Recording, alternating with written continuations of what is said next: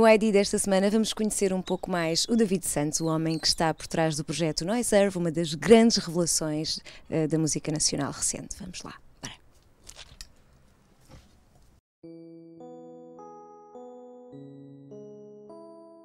Olá David, obrigada por deixares Everything Is New vir até ao teu refúgio, /estúdio, /quarto. Sim, acho que o tamanho é quase de um quarto, acho. Nós vamos fazer aqui uma pequena tour para conhecer o teu trabalho, o teu processo criativo. Primeiro, acho lógico começarmos pelos instrumentos. Não é bem a loja do mestre André, mas é a loja do mestre Noiserve. Sim. Oh, David, queres explicar um bocadinho aquilo que tens aqui? É assim, como são tantos instrumentos, acaba por ser um bocado complicado explicar um por um, senão estaremos aqui até amanhã, não é? Eu acho que aqui neste lado e também do outro lado acabo por reunir tudo aquilo que fui comprando ao longo destes 5, 6 anos em que o projeto já existe. Tu sentes que há um imaginário à volta de Noiserve? É assim, eu acho que há um imaginário à volta de qualquer pessoa, não é? Isto ao ser um projeto de uma só pessoa, se calhar existe o meu imaginário e a forma como eu consigo ver tudo o resto e lidar com tudo o resto que vai acontecendo. Portanto, acho que sim, acho que existe. Como é que descreves? É assim, eu acho que foi um bocadinho isso que eu te disse. Eu acho que é a forma como eu consigo interpretar as sensações e as emoções que consigo eu próprio ter do mundo em que vivemos e das pessoas com que lidamos e as pessoas que vamos conhecendo. Claro que depois, como é uma parte mais musical, é tudo transposto para os instrumentos e para os teclados que estão a tocar essa música, mas se calhar todo o ambiente que a minha música cria acaba por ser a forma com que eu interpreto as coisas. Há aqui uma coisa muito curiosa, que eu não sei se dá para mostrar, que é este quadro que tem coisas como Radiohead, Pixies, James Blunt. Queres explicar um bocadinho o que é que está ali? É assim, isso acabam por ser... Eu normalmente neste quadro costumo pôr, se vis lá em cima, diz disco novo.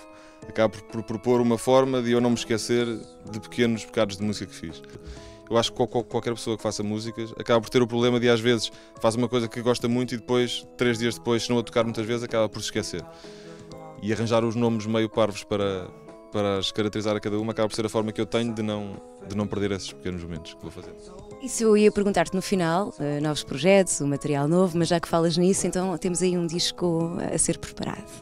Sim. Queres falar um bocadinho sobre ele? Sobre isso? É assim, o disco propriamente dito ainda não tenho assim nada de concreto, como estava a mostrar, tenho apenas as ideias de base para aquilo que poderão ser as 12, 13 músicas do disco. Depois de ter editado o disco em 2008 o primeiro e depois o EP o ano passado, acho que agora faz sentido que seja um disco inteiro e que não seja mais apenas um EP de poucas músicas.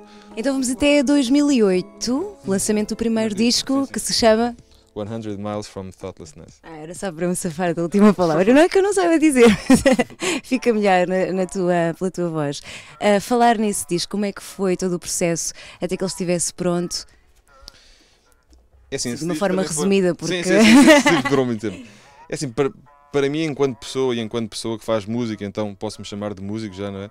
Eu acho que foi assim o grande marco nessa parte da minha vida, porque na altura tinha feito antes disso um pequeno EP com 3 músicas, só de voz e guitarra, mas que tinha gravado aí num outro quarto, mesmo no quarto, de uma forma muito caseira e nunca me preocupei muito nem com as capas, nem com a ordem que as músicas teriam, foi só uma forma de registrar aquelas 3 músicas. Com este disco foi precisamente o contrário, tentei não só usar a voz e a guitarra, mas usar todos os outros instrumentos que eu achasse suficientes para completar as músicas.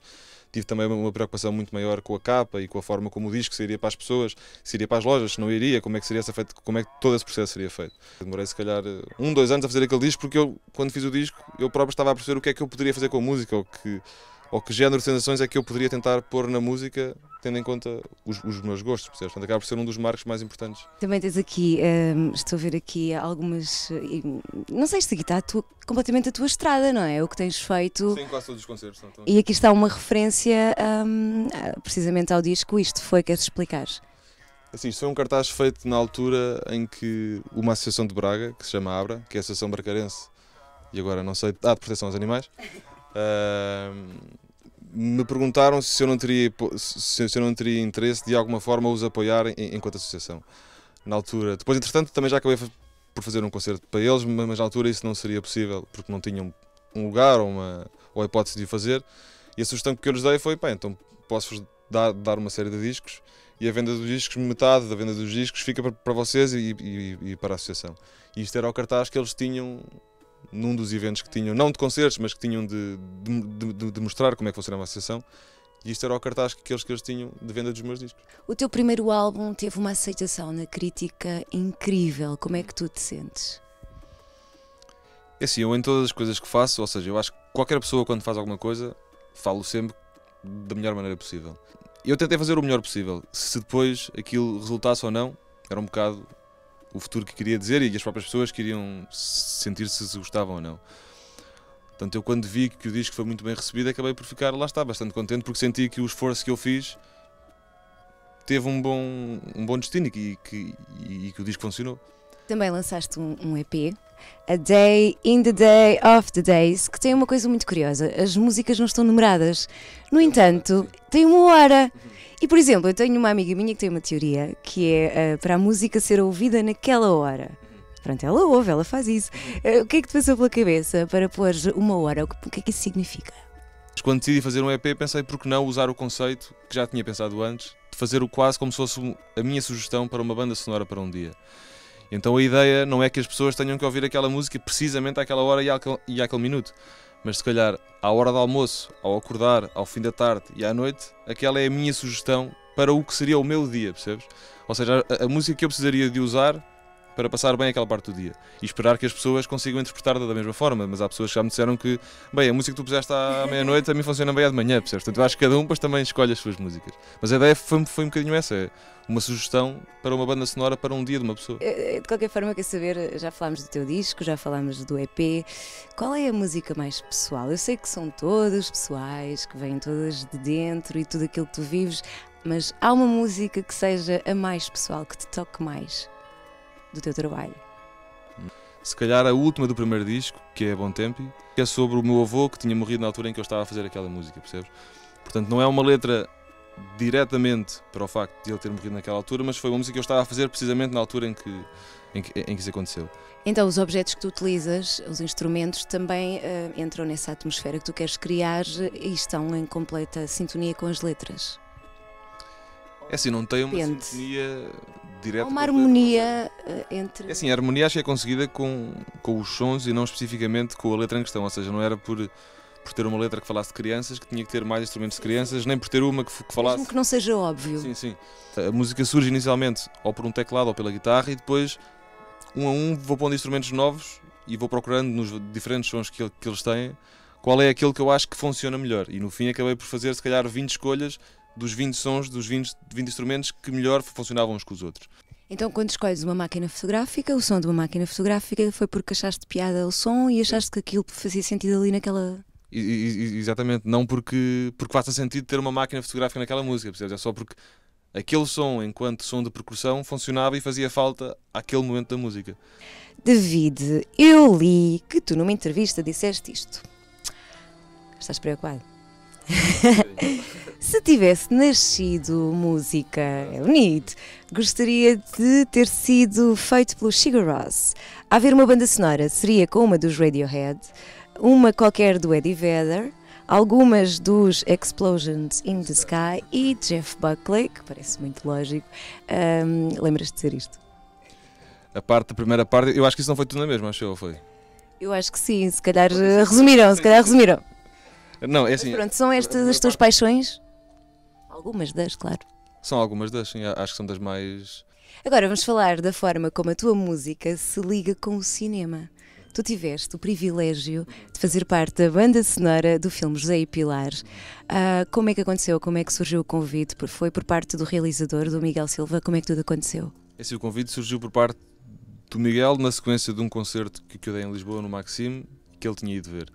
E no fim do concerto ele perguntou-me se eu não teria interesse em que ele pudesse usar algumas das minhas músicas que estavam editadas no disco, no primeiro disco, usar algumas músicas desse disco no filme.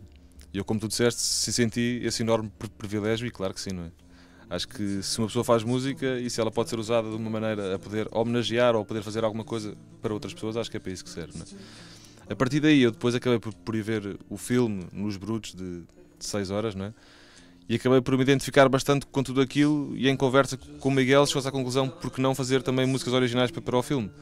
Porque estar a usar músicas que foram feitas com outro sentimento, se calhar vai haver um choque de emoções porque as músicas não foram feitas para aquilo.